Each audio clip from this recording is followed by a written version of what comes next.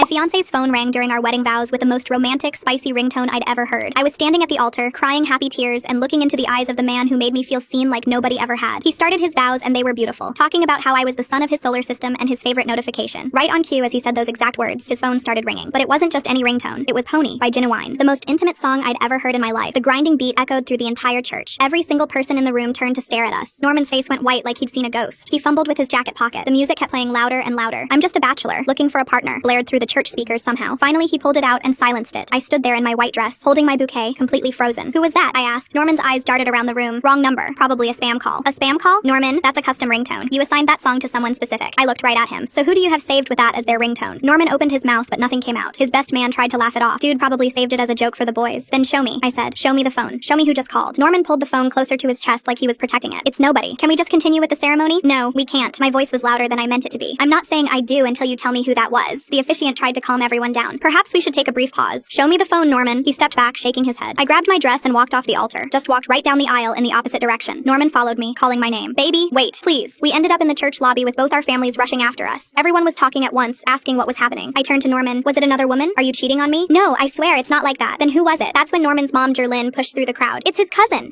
Rebecca. She couldn't make it to the wedding because she's overseas. Everyone went quiet. I stared at Jerlyn. His cousin? You're telling me he has a seg song saved for his cousin? She started stuttering.